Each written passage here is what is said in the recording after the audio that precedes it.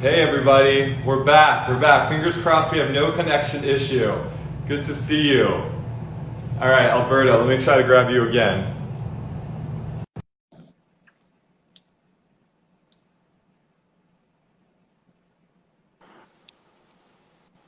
Did it work? Is it working?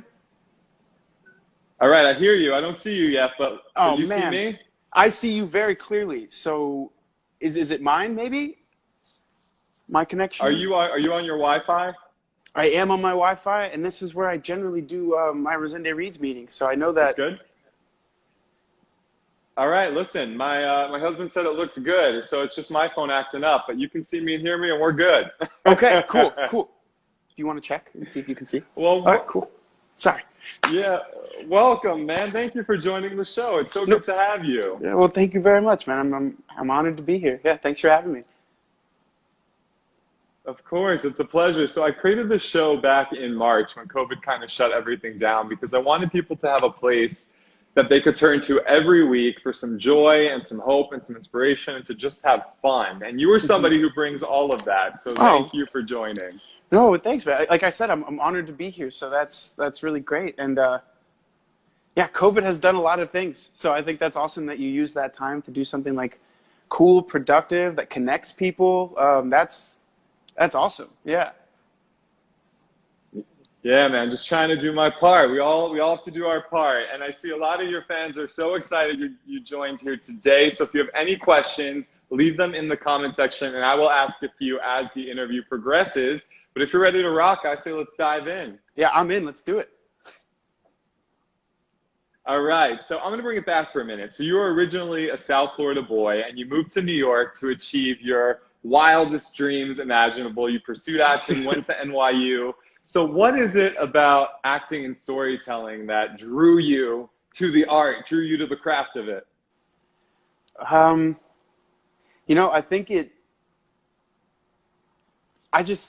I've always loved stories, movies, plays. I don't know. I think I was introduced to movies very young. I know my parents said the first movie I saw, I was like 6 months old, and they took me to a movie theater, and I apparently didn't make a noise the whole time. It was like just super invested in Aladdin, and loved it even from like being an infant child. Also, I think a lot of the ways I learned things growing up was through stories, and I used to like when stories had messages like, you should obey your parents. So they tell you a story of something bad that happened because kids weren't behaving. And then you learn that lesson.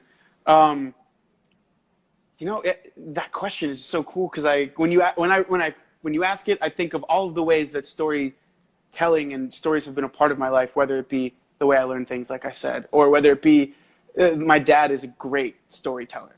He has hilarious, incredible stories, and people would say he likes to talk often as well. So we heard them a lot. I think it's just been such a part of my life, whether it be watching them, being told them, listening to them. I know it was something that I always really not only connected to, but wanted to actively be a part of. I wanted to be the person telling the story. I liked having that ability to quiet a room, I don't know, all of the things that feed into that. It's just a big part of who I am, I guess. That's so cool. I love that. And part of the reason why I love this show is I think people's stories of how they got started is fascinating. And for you, you got your really first big mega break joining Shadowhunters, which is a force of a show. I see a lot of fans here today commenting on how much they love this show. So how did that opportunity come up for you? And what was that audition process like? Oof. The opportunity came, I had just graduated school and I was starting to audition in New York as like an actor. I was living the dream. I had a job as I was a waiter at night, and during the day I was auditioning or doing other things in preparation for that. I actually auditioned for Shadowhunters multiple times. Like I auditioned, they had to change casting directors a couple of times. So I went in for like a first audition 3 times.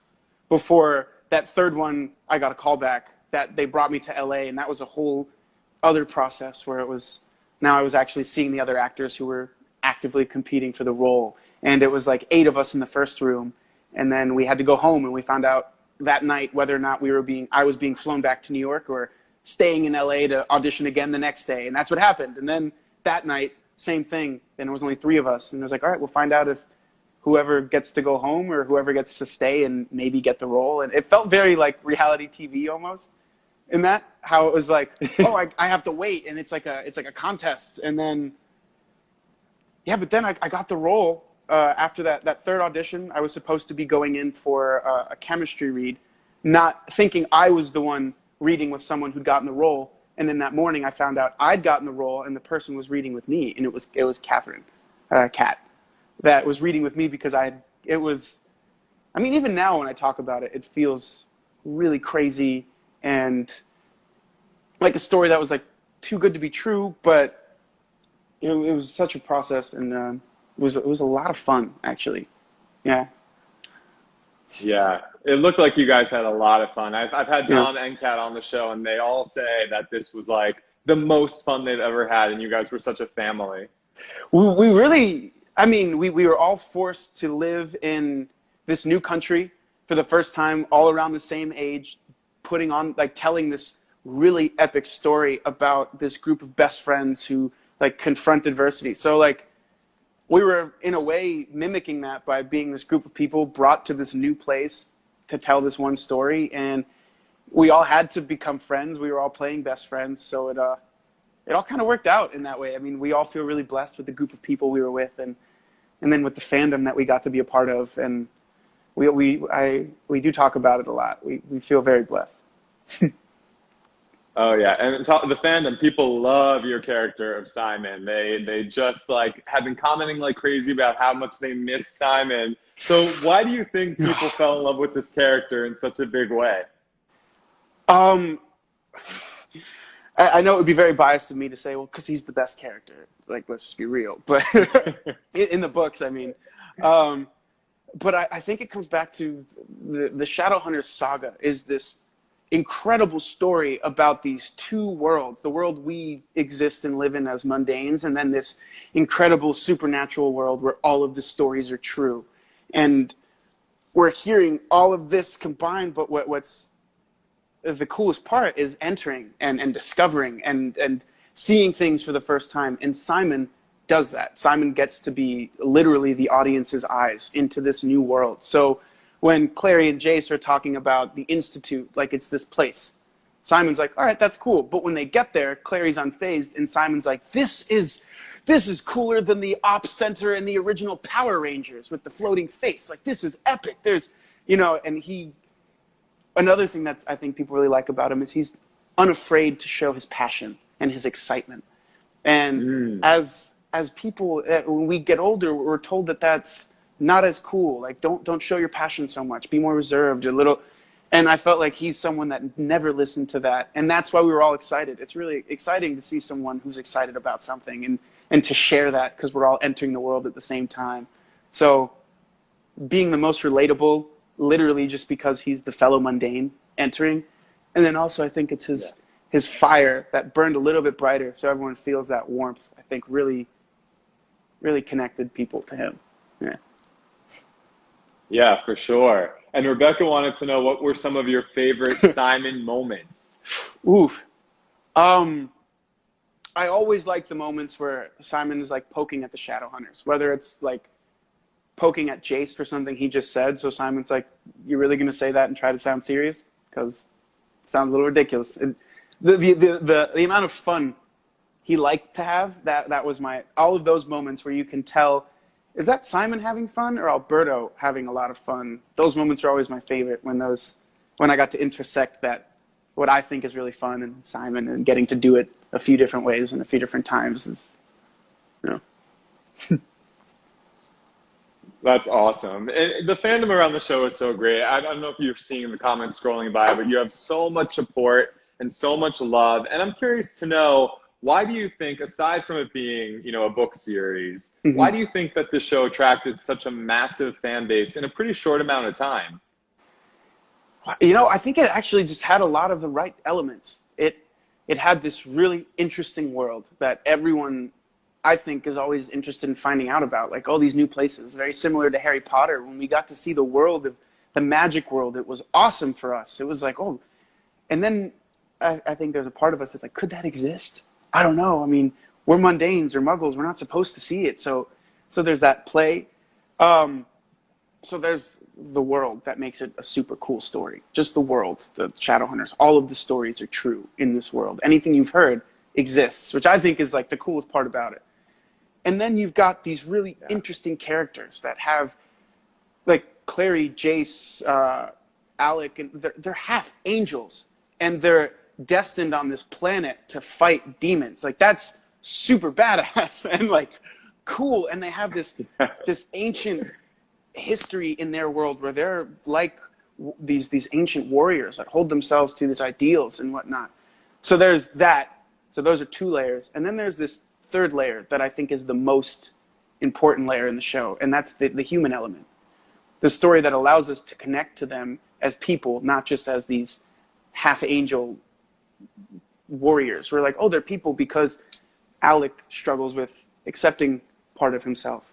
And there are a lot of fans that might relate with that and be like, oh, well, if this super powerful, all-knowing shadow hunter is dealing with this problem, then I guess it's a pretty big problem to deal with. And it's not just me.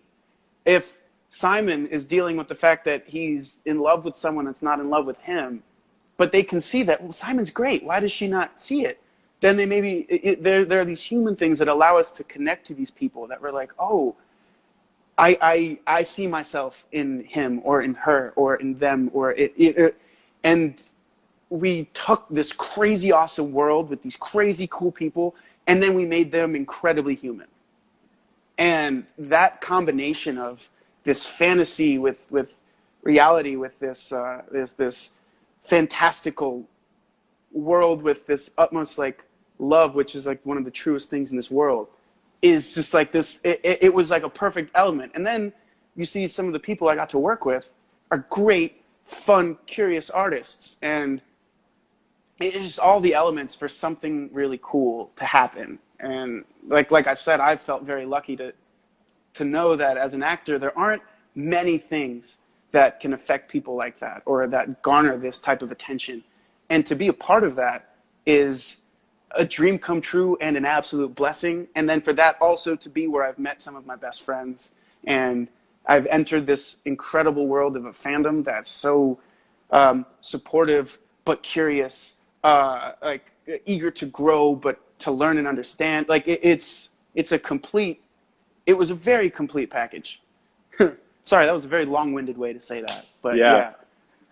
No, but man, I couldn't agree more. I mean, you guys, what's so cool about the show is you reach such a big youth audience and you talk about things that matter, right? You talk about sexuality, you talk about race relations, and that's just scratching the surface. You really put things out there for an audience that maybe hasn't seen it represented on TV before, or could use, like you said, that experience of a character going through it to help them. So as an actor, how important is it for you to be a part of that? I mean, I never had that growing up. It's amazing what the show did. I mean, I feel the same way because even the fact that, I mean, I was talking to my partner about this recently. We were talking about how important it is to representation, how important it is to see yourself in things. And there's this video going around right now from the Hamilton Watch on Disney Plus, right? That everyone's watching Hamilton, where there's a little girl seeing, I think it's Eliza, and she's like, that's me, because she sees someone that she believes it can be her. And it was so, like, I want to cry thinking about it. It was so beautiful.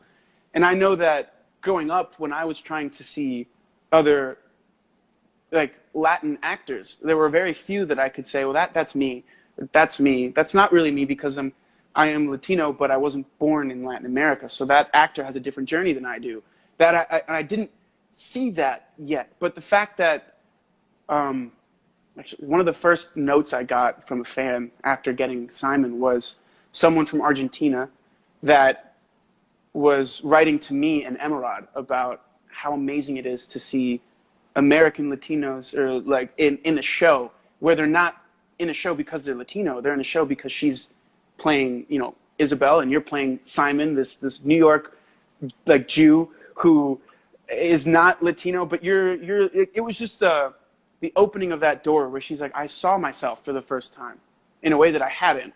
And because of you, I believe I can do this now.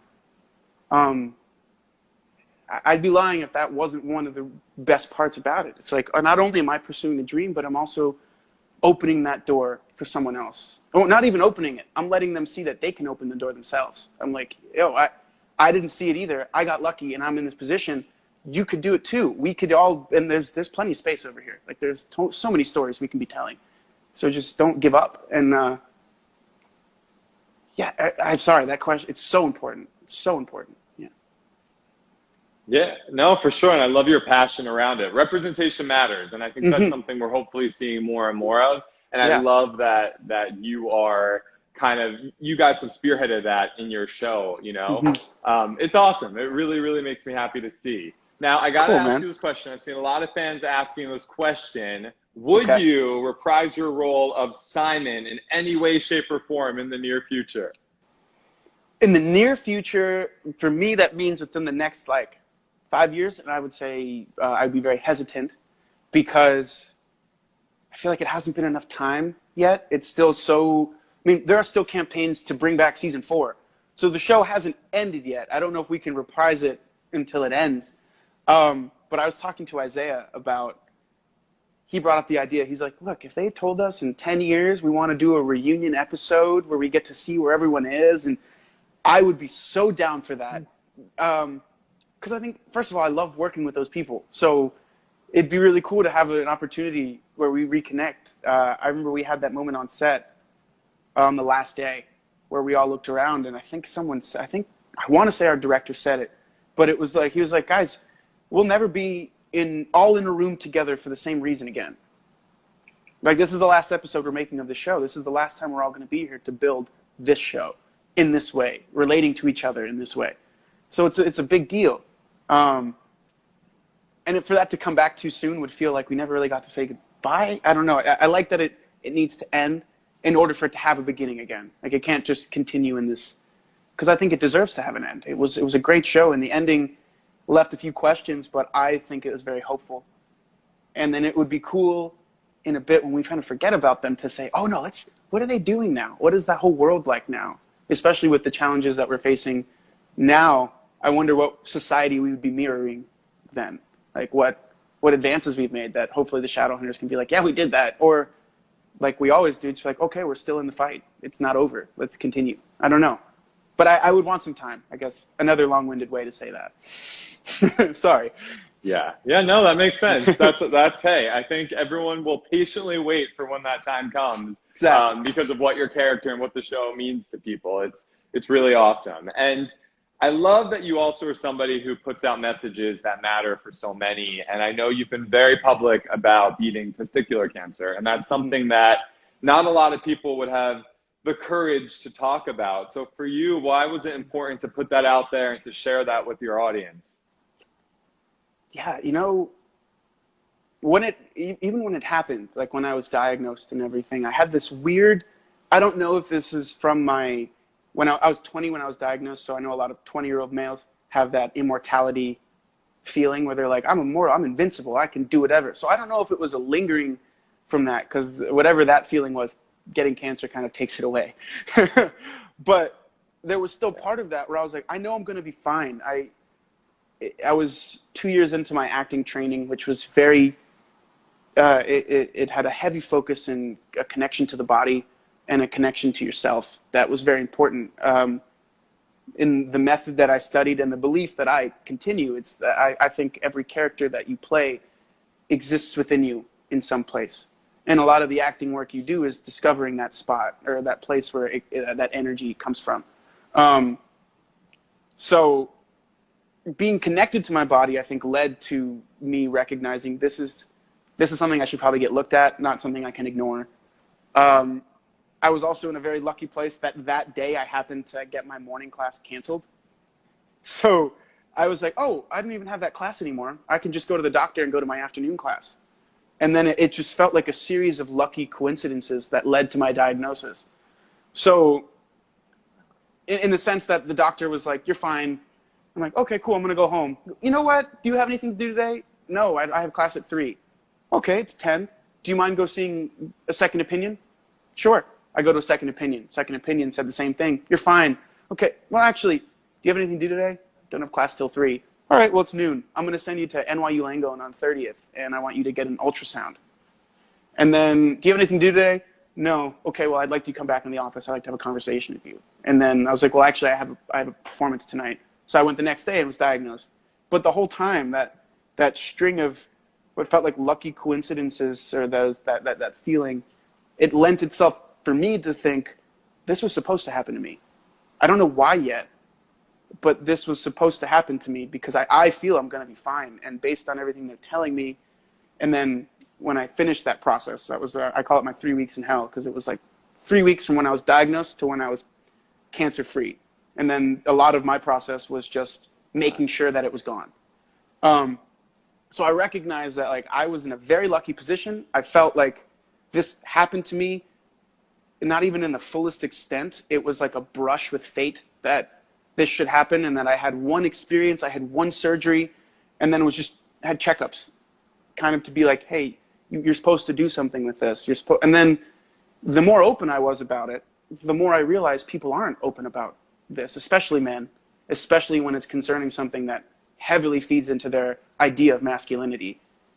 So, like, right. I started to discover that, and I was like, oh, just by me being open about testicular cancer, even if it's a joke that I would make, like, it'd be like, yeah, well, I'm a little lighter than most guys, you know? They're like, what do you mean? Oh, it's because I had testicular cancer. Oh, I'm completely fine. It was actually a really easy process in terms, as far as cancer goes. I went to the doctor. They told me they thought it was a tumor. They removed it. And then a week later, they're like, all right, it didn't spread. You're okay. And knowing what we know and what I learned, that testicular cancer happens most frequently between the ages of 15 and 35, that I was never directly told this, yet I was in the most at-risk demographic, especially as a Latino male too. The number's rising within Latinos, and we don't really know why. I didn't get taught this. No one's told me. No adult ever said, hey, just go to the doctor. It's all going to be fine. So I decided to make it a very open thing, and then found out quickly that it was very welcomed. Many people often would reach out to me after, by themselves in a private place, and be like, hey, so I have this pain and I'm like, just going to tell you, I'm not a doctor. I can't tell you what's wrong, but I can say, if you get it looked at, the most they can do is tell you you're fine. So get it looked at. And I just became an advocate for that. And many people that I'd known for years finally would tell me about very personal things. You're like, oh, that probably should only be discussed with the doctor, a real doctor. But thank you for telling me. I understand it's scary. Trust me, I was there. Just, if you take care of it, it won't be a problem. And I guess that's my whole mindset. In life, education always breeds more options. It shines light on things, education. Whether that be about a disease that can affect you, or whether it be about the circumstances of someone in a different culture or of a different ethnicity, that list is long. Anyone else, really. Like, that education is always good. And being a beacon of education, someone that, well, I don't know anything about anything, but I know a little bit about this, I felt like it was my duty to share that. And I feel like it is your duty to educate in the places that you feel like you can, and then to learn in the places that you know you can't, you know?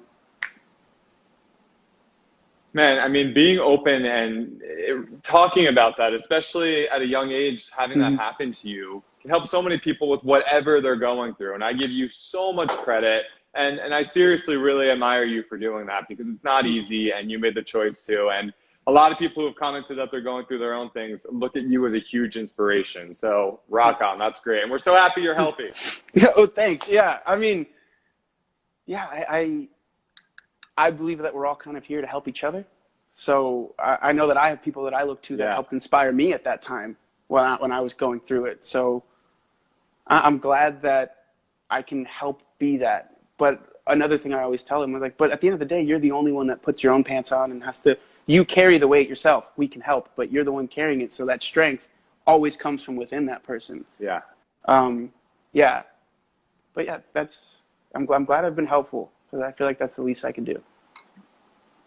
Well, rock on, man. You're healthy, you're thriving, and now we have to talk about Chicago Fire, which Let's people do it. absolutely love. So much so that you were a guest star and now you're a regular on the show. So Yeah. congrats to you. Thank you. Thank you. What has it been like doing this show? It's awesome. Oh, yeah. I mean, it was a totally different world to jump into when we, Shadowhunters, the absolute fantasy. I played a vampire. And then almost like the opposite, the absolute reality, a firefighter who every day is, for lack of a better terminology, like in the trenches of society, like in the sense that this show was such an awesome opportunity because I had no idea that firefighters do as much as they do, that they work as hard as they work, and that they're as selfless as the ones that I've met are. Like it was such an awesome education in like these everyday heroes that I walk by in the grocery store not knowing that they're as badass as they are.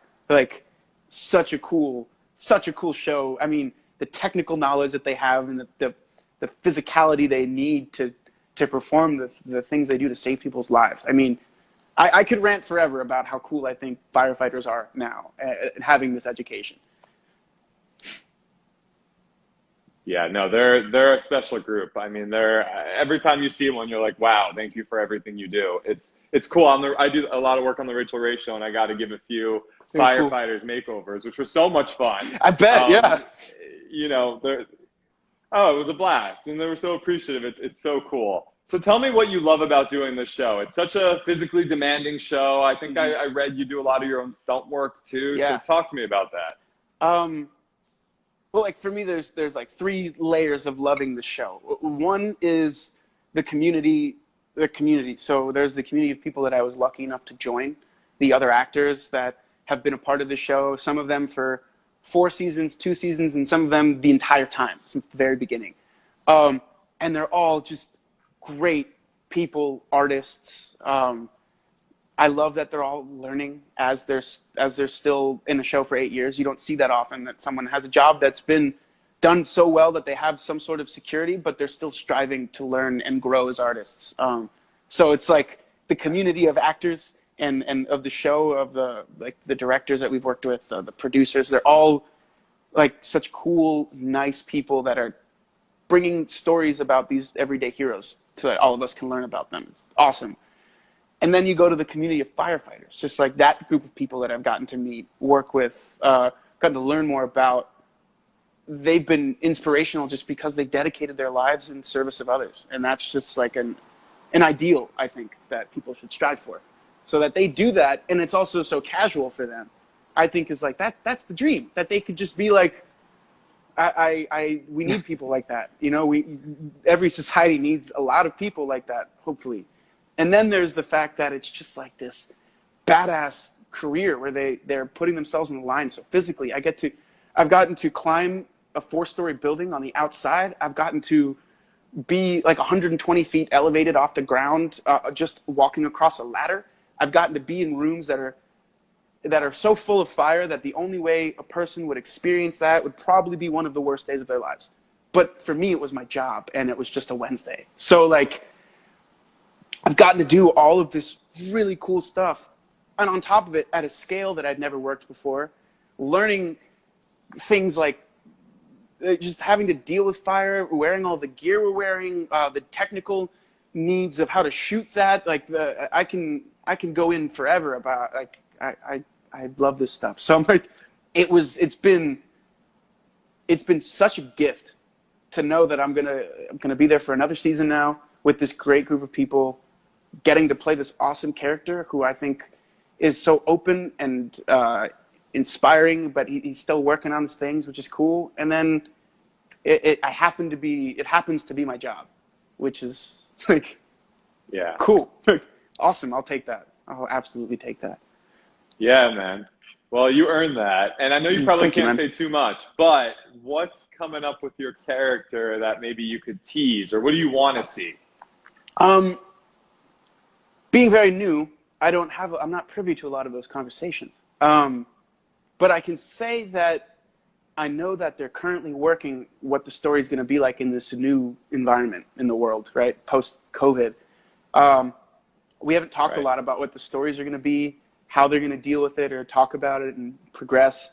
One of the things I've thought that they might do with my character, because we've seen it before in the show, when we have a young firefighter that's physically talented, they tend to play him in between the truck and the, oh my gosh, what do they call it? Truck and squad, right? The different jobs. The squad, which is mostly a lot of the high intensity saving people with the specific to save people. Truck help squad, but they also help engine put out the fire.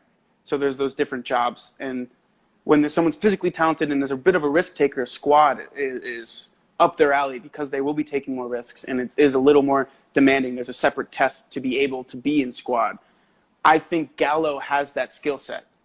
And I think it would be cool to see him make that decision. Like, why am I staying on truck when I have the skill set to be in squad? And squad might want him at some point. I think it's only natural for him to play with that. But I will say I do like that he's finding a lot of mentorship from Captain Casey. And he's seeing that leadership role enacted in a very, I think, example of like a positive leader Captain Casey is. He's listened, but he listens and he's empathetic and he tries to bring the best out, but while he follows his own sense of truth, which I think is really cool. So I think he does have, there's a lot for him to play with in that. Do I keep following this guy who's now kind of become a mentor? Do I enter this new career? I would like to see some of that, just because Squad does some really cool stuff. So like, but I don't know where they're gonna put me. I'm excited to see what happens. Yeah, I think a lot of people are excited to see what happens. And now, comparing Shadowhunters to this show, what would you say was the most challenging part of both of these shows? Oh, cool. No, I every show presents, I guess, a different set of challenges. Shadowhunters, it was sometimes you're in front of a green screen and they're like, so there's going to be a demon, and it's you're at like this pentagram and this demon comes, so we need you to see the demon. So we're like, what does the demon look like? And they're like, scary. And you're like, oh, does he have tentacles? Is he foaming at the mouth? Is there any blood? Like, scary can mean a lot of things. Like, I think a little, like a child in a onesie in the back of the room whispering is just as scary as a giant demon. So like, what's scary? Right. So that presented a lot of challenges where, as an actor, you had to kind of make decisions for yourself. And because they were still in the process of creating those times, they didn't have the answers. They were like, we want it to kind of look like this, and it's going to kind of move. So those challenges are there. Whereas Chicago Fire, the challenges are like, all right, I'm wearing, 30, 40 pounds of gear. I'm going to be doing this scene every day, all day. Then there's the technical understanding. There's a lot of fire, so I have to be aware of that. And I'm also helping a stunt actor who's not wearing the gear. I'm saving this person. So for the first 30 seconds of the take, they're going to be in a very dangerous position because there's a lot of fire. They're only wearing gel and minimally what they can put underneath their clothes to be fire retardant. So I know that my job is to do my job, but also like I have to watch out for this one person. In a way, you become that safe keeper. You're like, okay, this actually is so like life imitating art there. Yeah, so the challenges are different, but I was really impressed and happy to see that a lot of the things I'd learned on Shadowhunters, how to comport myself as an actor, the way sets kind of ran, the amount of times things take, the good questions to ask that are beneficial to the scene and to everyone, and the questions that are only beneficial to the actor that don't need to be asked in front of everyone. Those all held true. The things that I learned in Shadowhunters were perfectly exemplified on a show that had been around a little longer. The machine ran a little smoother, like it runs a little smoother for Chicago Fire because it's more established. And it's been a huge learning experience, but a good validating experience too. So cool, man. From Shadowhunters to Chicago Fire, you're killing it in the TV game. And you also have your own book club, which I'm not sure everyone is aware of. Yeah. But that's so cool what you're doing with that. So tell everyone what that's about. What made you want to start it? What inspired you to begin this? Okay. So I have a book club called Rosende Reads. We meet about once a week. We'll have a book that we'll decide beforehand. Often I'll have 4 or 5 books to like start our season. We operate in seasons that run similarly to like a school year. So we go from like August to May, and then we generally take the summers off. we read about 100 pages a week, depending on the material. Some things that are harder, we read less, and some things that are easier, we tend to read more. If we can finish it in a week, we do. And then we just discuss. I go on Instagram Live, and like the most recent book we did was If Beale Street Could Talk by James Baldwin. We're doing a specific introduction into our BLM education for this summer. So I picked 3 books that I thought would be good ways to start these conversations, and then I hope everyone continues their education into this. But we did our part where it's like, we're going to start. We read The Bluest Eye by Toni Morrison, then If Beale Street Could Talk by James Baldwin, and now we're reading White Fragility, Why It's So Difficult for White People to Talk About Race by Robin DiAngelo, to start facilitating the conversations that we started to have in those first 2 books. Why did I feel the need to do this? I felt that post-university, I was reading less. I'd always liked reading, and I started to come across references in pop culture, whether it be in literature or music or film, to these great novels that I didn't know. And I didn't like that. I didn't like being uneducated or unknowledgeable of these things. So I was like, I should do that. And I know I wasn't the best student in high school. So I was like, I want to make up for that. I want to read more, but I now have a platform that I think I should use. I'm going to start a book club. It'll hold me accountable to my reading, because there will be hopefully fans that will be a part of our book club that will say, well, you said we were supposed to read this much by this date, so I'll have to.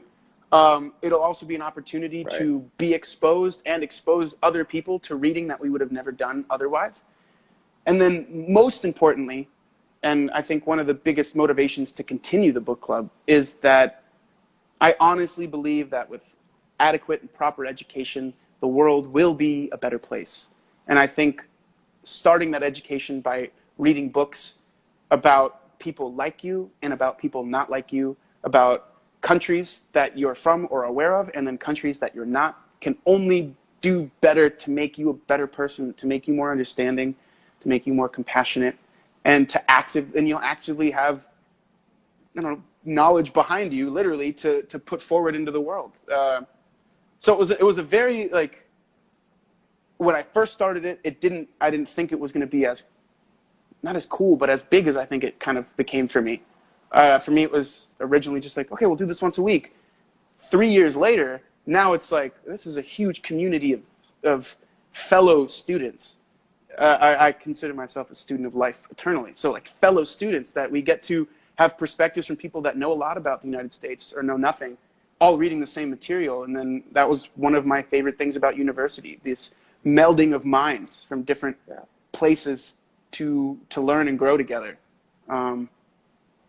So yeah, honestly, it's one of the things I'm most proud of is my book club. A lot of it because of the fellow members. Like, they've done a lot for the community. They've created a community themselves that they discuss, and they take notes, and they even do like movie watches. They've done a couple times when the book we're reading is based on a movie. They'll all get together and like stream it together online. So it's cool. Yeah, it's become like a group, and I don't see it stopping anytime soon.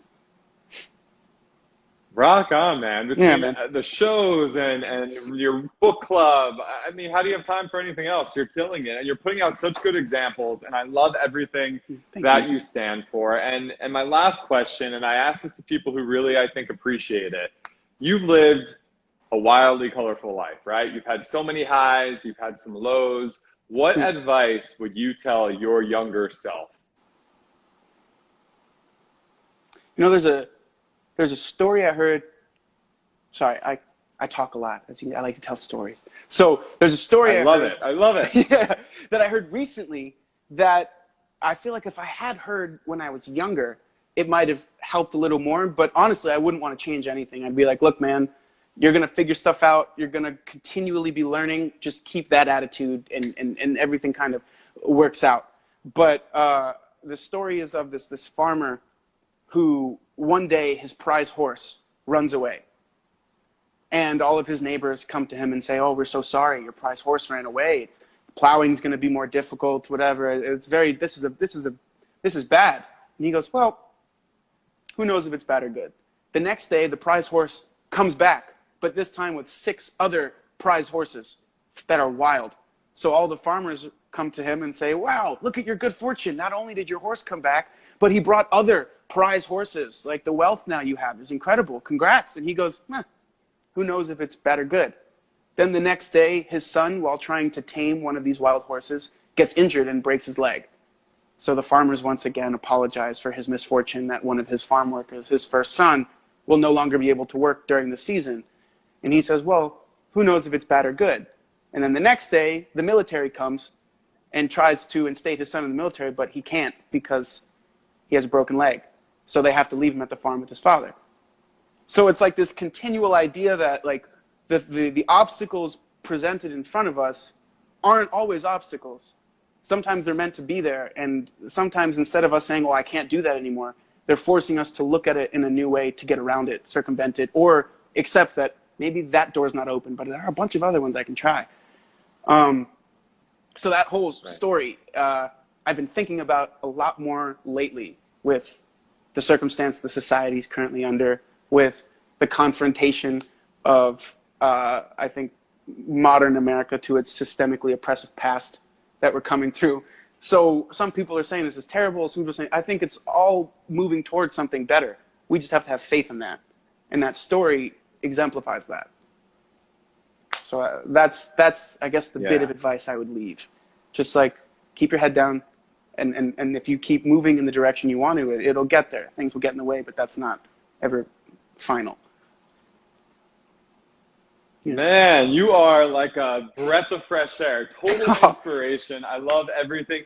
I mean, seriously, I love everything you stand for. I think that aside from being a brilliant actor, you put out so many messages that matter, and your community loves you.